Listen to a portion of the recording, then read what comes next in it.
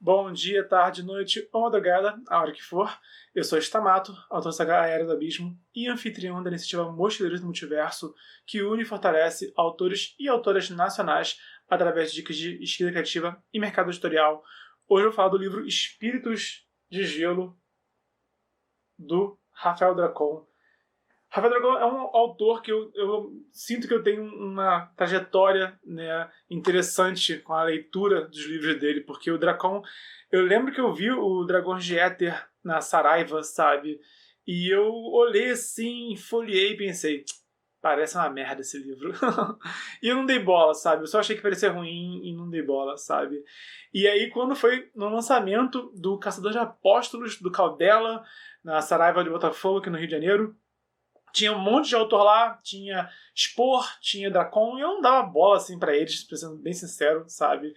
E eu tava com uma blusa da Caverna do Dragão. Era o Mestre dos Magos e o Vingador jogando RPG. Essa era a minha blusa nesse dia. Eu adorava essa blusa, ela infelizmente acabou estragando. Mas enfim. E aí, esse cara, o Dracon, olhou minha blusa e falou: pô, cara, legal a sua blusa. Se fosse ter uma adaptação hoje, uma recriação da Caverna do Dragão, será que seria algo melhor, estilo Game of Thrones, mais sério, mais maduro, ou algo mais infantil, como era o clássico? E eu, tipo, fiquei meio, caramba, o que esse cara tá falando comigo? Sabe? Eu conversei com ele, temos um papo ali, e ele foi, tipo, mega simpático comigo. E foi mó legal, tipo, falar com ele, né? E ele ouviu minha opinião, eu senti que ele tava me escutando, sabe? E nesse momento ele me fisgou, sabe? Quando ele parou ali, papeou comigo, e eu falei, ok, agora eu fico curioso, vou conferir os textos desse cara. Eu li, na verdade, a primeira história do Dracon que eu li foi no Crônicas da Tormenta, volume 1, que tem um conto do Dracon ali dentro. E é engraçado, eu comecei a ler o livro pensando, bom, com certeza meu conto favorito vai ser do Caldela, sabe? E no fim das contas, meu conto favorito foi o conto do Dracon. E eu fiquei, meu Deus do céu, esse cara escreve bem, sabe? Foi nesse momento que eu falei, ok, agora eu vou ler.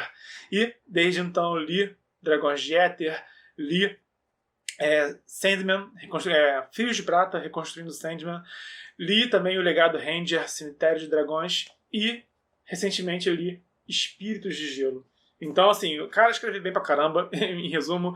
Tô feliz que anunciou agora, tá em pré-venda, o próximo livro do Dragões de Éter, então vamos finalmente concluir a saga, tô ansioso para botar minhas mãos nessa nova versão dos livros também, sabe? Enfim, e essa é mais ou menos minha história pessoal, como que eu me tornei um leitor do Dracon, e acho que ele escreve tão bem que aqui estamos, né, fazendo uma análise aprofundada do livro Espíritos de Gelo, que é o livro de terror do Dracon, que essa análise é para autores e autoras que buscam melhorar a sua escrita criativa, ver como que autores consagrados fizeram antes da gente, e também para quem é fã do Dracon, quem é fã de terror, quem busca um livro aí de terror que pode talvez te dar alguns pesadelos de noite.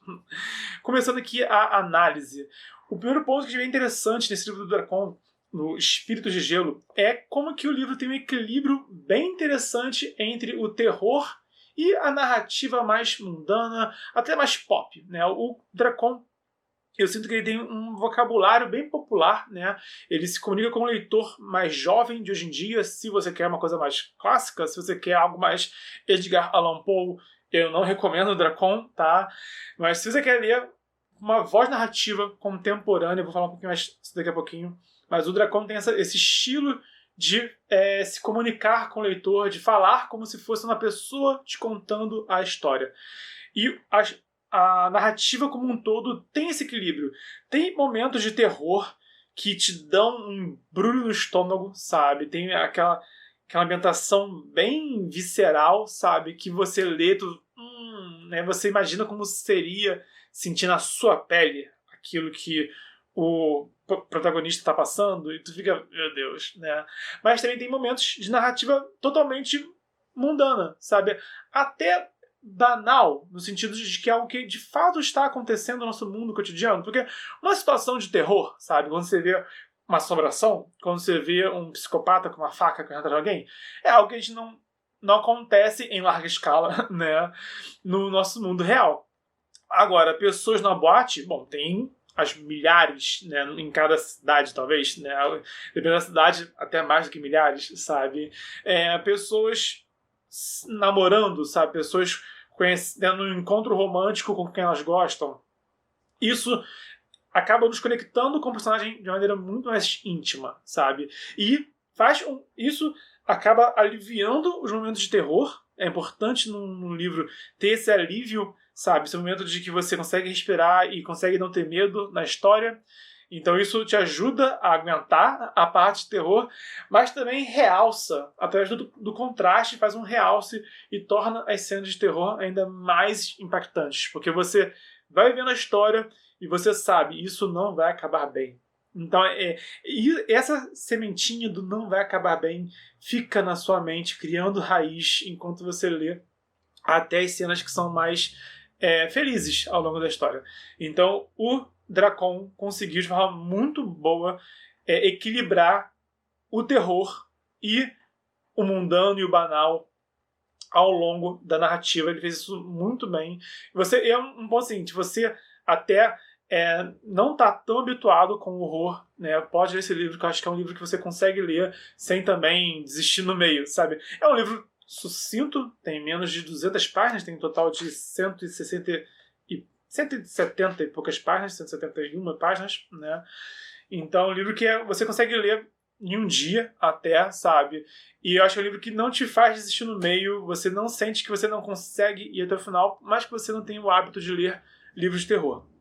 Então acho que ele consegue ter esse equilíbrio muito bom, que acaba agradando a uma parcela maior do público.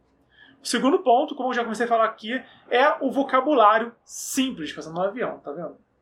É o vocabulário simples do Dracon.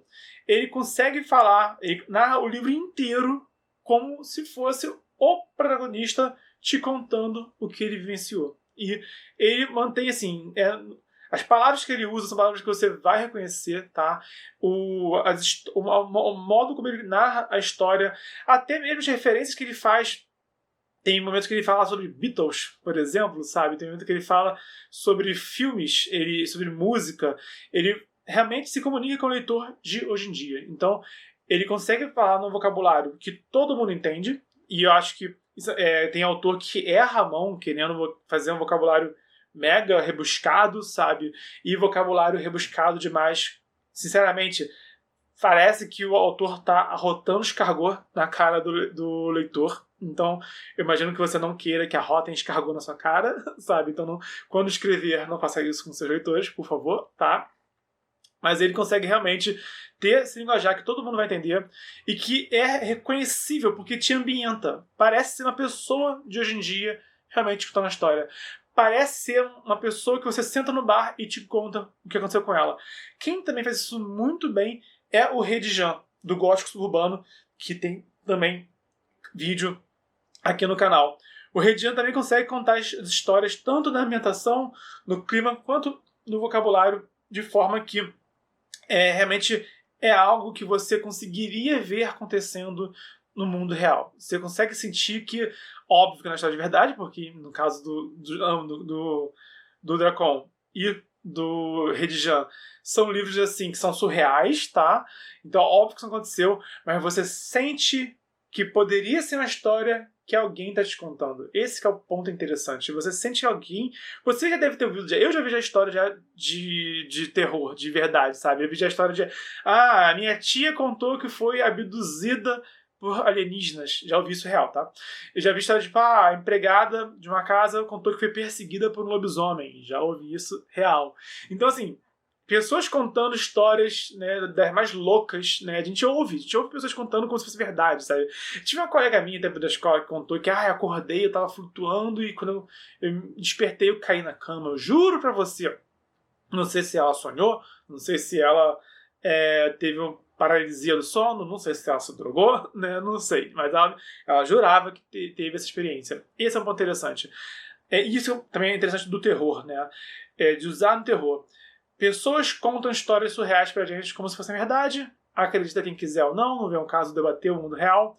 Mas quando você conta uma história num livro que tem essa familiaridade, isso fisga o leitor de forma interessante. O Dracon fez isso nesse livro e também Redian fez isso no Gótico Suburbano.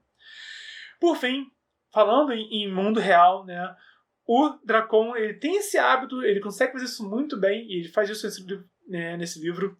Ele faz um bom uso das temáticas mundanas. No caso do Espíritos de Gelo, parte da premissa da história é o cara que acordou numa banheira com gelo com uma costura na barriga dele, né? Do tipo, ele foi chapado e traficantes de órgãos roubaram algo de dentro dele. E essa é a premissa, tá? O livro começa assim e daí é ladeira abaixo, tá?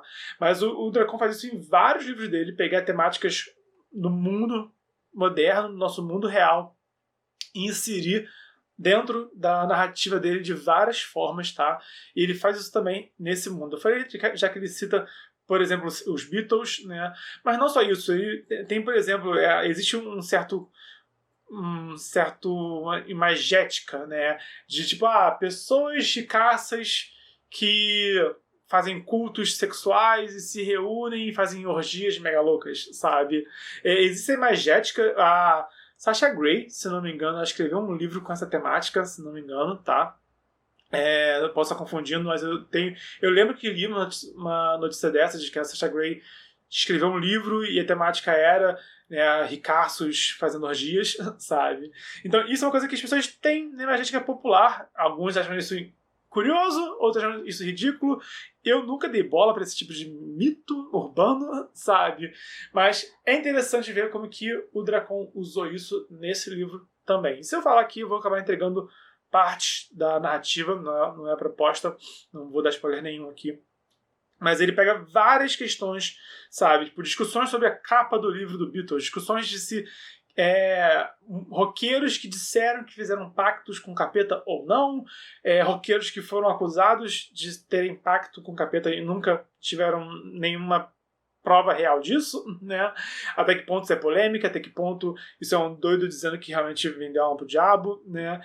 Esse tipo de coisa, o Dracon traz esse tipo de debate nesse livro que se comunica com o leitor de forma interessante e dá a sensação de que essa história poderia acontecer no mundo real. A sensação é essa história realmente poderia acontecer no nosso mundo e ele consegue ambientar a gente sente, sabe? No fim das contas, o mais interessante desse livro é isso. Você sente que alguém podia sentar com você na praça, no bar, no boteco e te contar jurando que é verdade.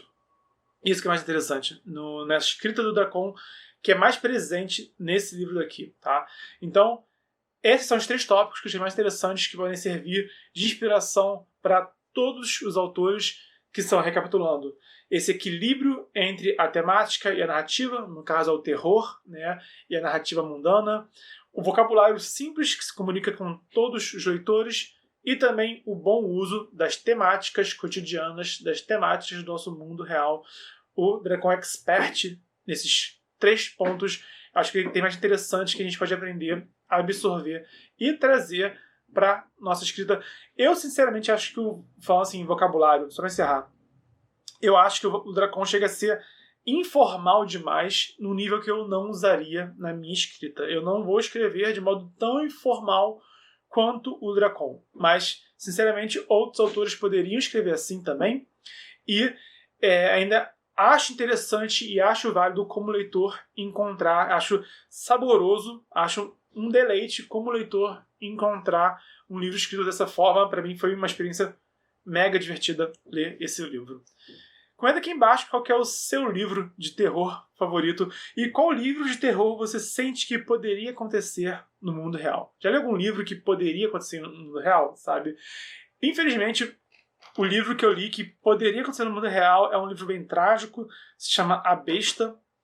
Eu não gostaria que esse livro acontecesse no mundo real, porque ele fala realmente É um livro que não tem nada de sobrenatural e poderia acontecer no nosso mundo, sabe? De um modo muito trágico.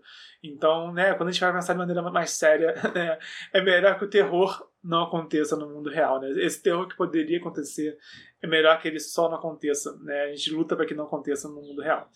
Mas além desse A Besta, Gótico Suburbano, do Redijan, tem já vídeo aqui no canal desse livro. Também é um que eu sinto que manda no céu, né? Eu poderia ouvir essa história no mundo, e ainda mais que o Gótico Suburbano se passa no Rio de Janeiro, são contos cariocas, então eu que sou carioca tenho essa sensação muito mais presente de que, mano, isso poderia ser contado no mundo real.